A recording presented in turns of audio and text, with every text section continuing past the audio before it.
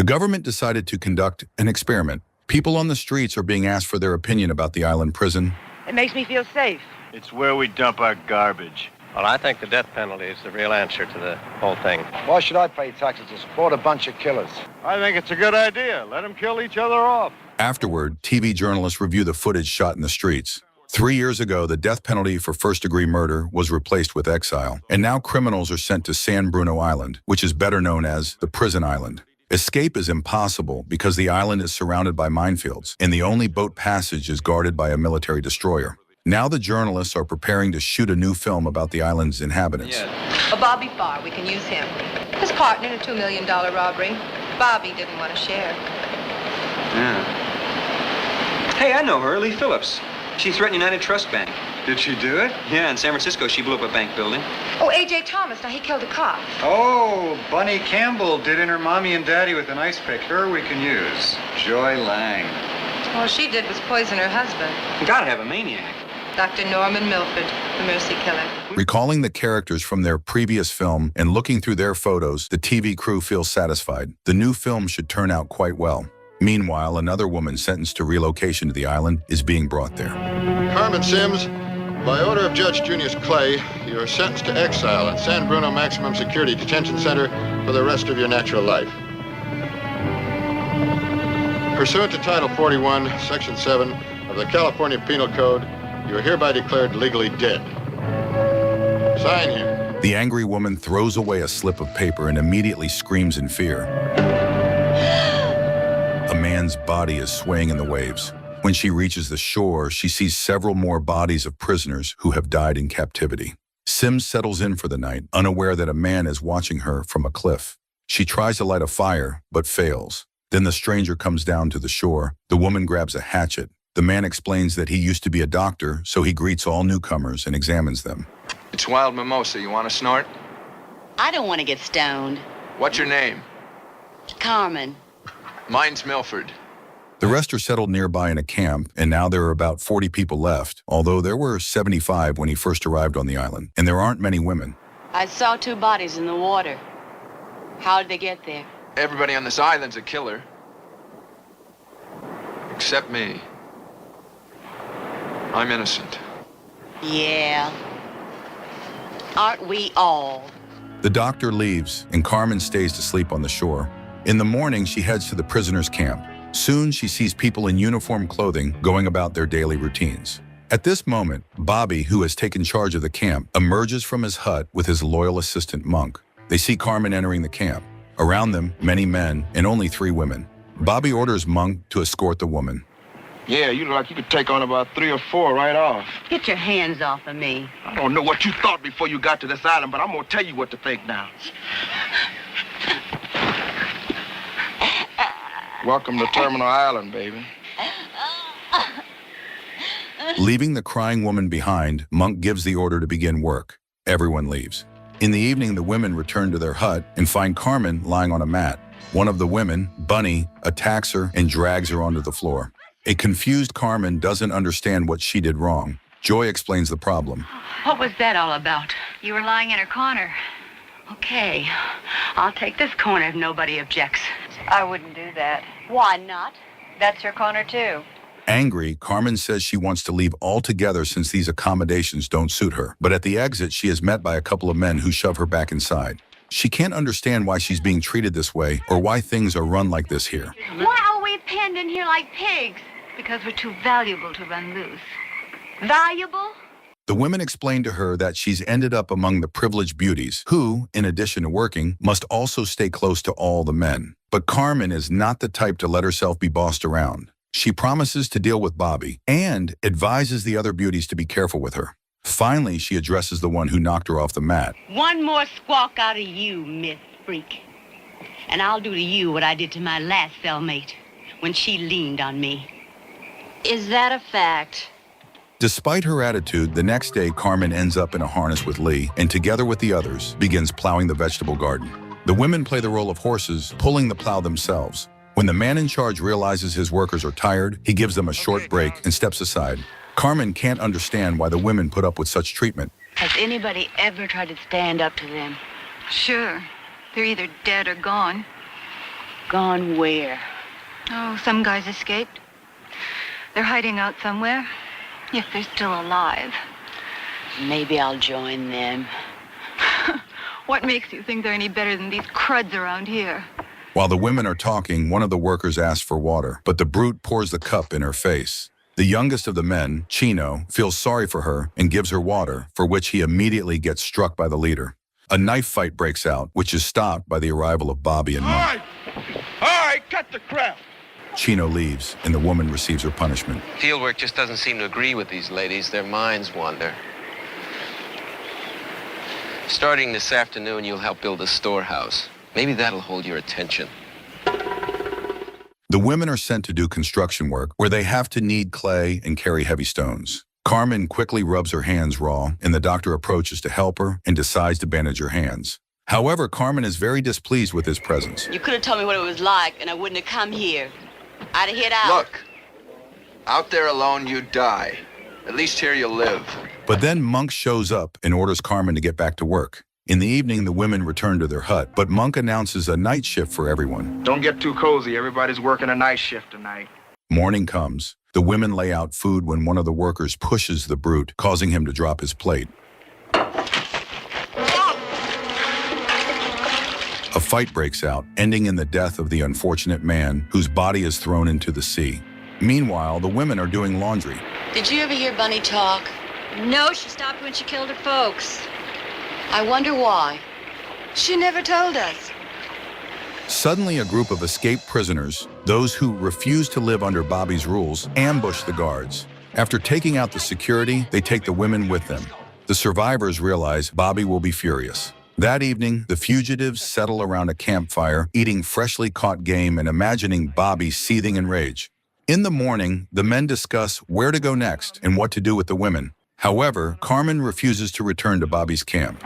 Nobody's gonna put me in no cage again. But the other women don't agree with that decision either. They understand this group is much smaller than Bobby's gang and wouldn't stand a chance in an open fight. The group splits up. Later, while Joy is practicing archery, Lee finds a strange stone in the stream. Your turn. In a minute. You know what this is? Well, let me think. A rock. It's niter. We can get potassium nitrate from it. Terrific. If we mix it with sulfur and charcoal, we can make gunpowder and some pretty deadly hand grenades. What y'all doing? You ready for World War III? Shoot, honey, I'm ready for anything.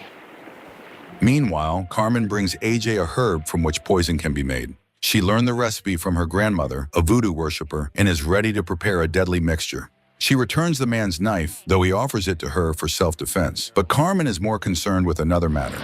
AJ, Yeah? why'd you take us away from Bobby? I don't like to fish alone. Bunny also finds a man who treats her with kindness and respect. He asks her to gather some berries while he hunts for their dinner. At the same time, back at Bobby's camp, he's raging with anger, ordering Monk to find the fugitives and bring the women back. Meanwhile, Izzy offers Joy some wild honey. As soon as I get the chance, I'm gonna brew up some more of that sauce. What's that? That's royal jelly. Those bees will stomp all over your body if you get any of that on you. There's a whole hive of them right there in that stump. How nice. Later, the woman leads Tyler to the place where the beehive is and invites him to taste the honey. Hi. Hi. She scoops out a bit of sweetness and gives him a massage, then slaps the hive. The angry bees swarm over the man covered in honey. He's forced to run, diving into a puddle to escape as Joy laughs brightly. While the other men laugh at the unlucky lover, Bobby's men attack the camp. Cornell fights Monk while the others flee. Get me some time. You got it. Hey, brother. Looking for something? After holding off the pursuers, he catches up with the group and they disappear into the forest, leaving traps behind. One of the chasers dies in the trap. Monk reports to Bobby about the loss of a couple of their men and his failure to capture the others.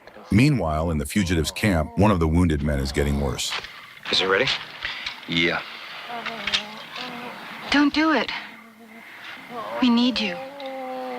Look, I can't just sit here and watch him bleed to death. AJ decides to take a desperate step. Later, AJ brings the doctor, but it's already too late. In the morning, the group discusses their situation. They can't keep running across the island forever, which means they need to get rid of Bobby and his gang. None of them will ever get off the island, and no one wants to spend the rest of their life hiding. I'm the only one that stood up to him, and I almost lost my ass doing it. The women also support the idea of eliminating their enemies. Here it is. Witch's brew. How strong is this stuff? With one of these in you? You'll be dead in about 10 seconds. This thing won't backfire, will it? Or just be sure you blow instead of suck. Later, the group buries the fallen man, and the doctor decides to stay with the new crew. Meanwhile, back at Bobby's camp, one of the inmates is building a simple radio, and the boss finds the right frequency. At the same time, Lee and some of the men begin making gunpowder. After grinding the necessary ingredients, they fill them into flasks. Now all that's left is to light the fuse before throwing. Here, catch! Duck!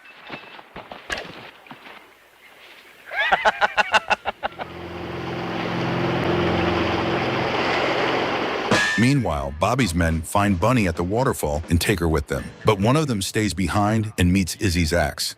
At that very moment, Bobby is listening to the radio. What is it? The picket ship. They're bringing in supplies in the morning. It's so perfect. And she'll make it so easy.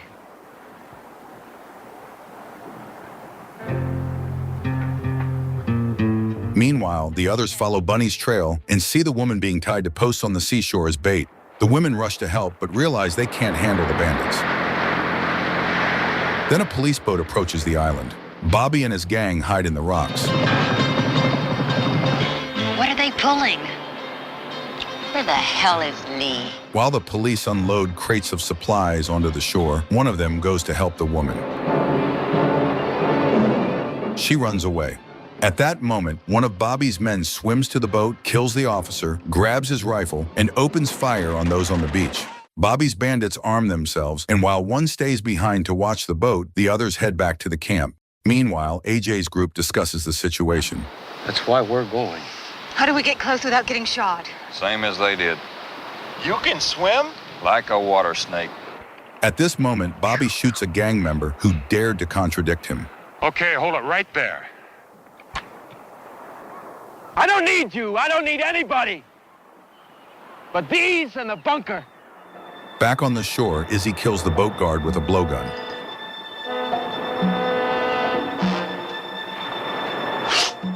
The bandit dies, and now the group has a pistol and a boat. Found us some gas.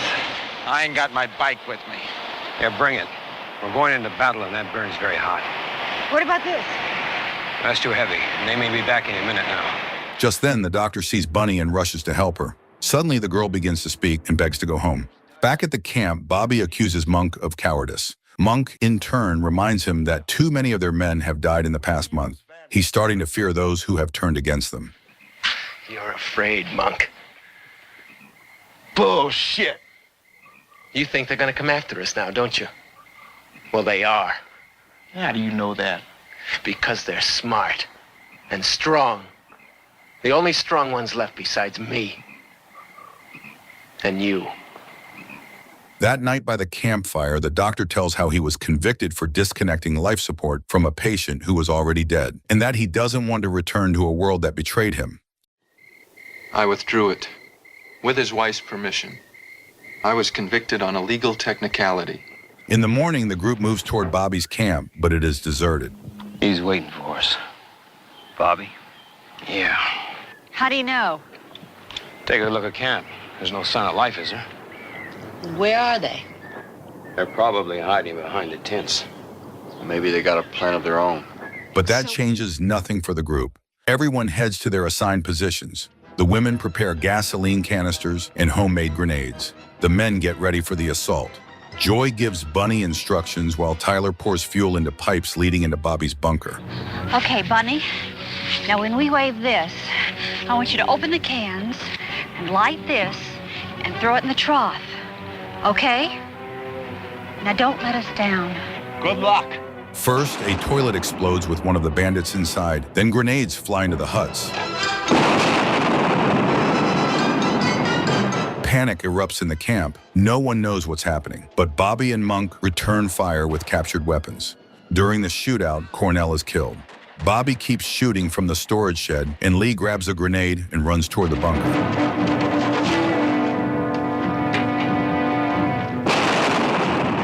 There's an explosion, but Bobby survives and shoots the woman in the back, killing her. Wounded, Monk makes it to Bobby's bunker.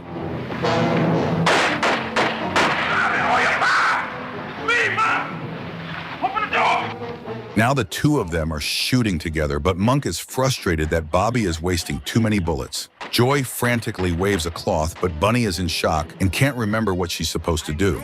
She runs to help the wounded, only to be shot herself. Then the doctor runs after her, carries her to safety, and rushes to the pipes, pours gasoline into the drainage system, and sets it alight.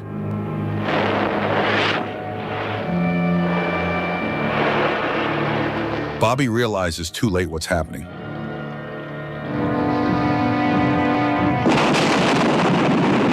The explosion tears through the bunker, killing him instantly.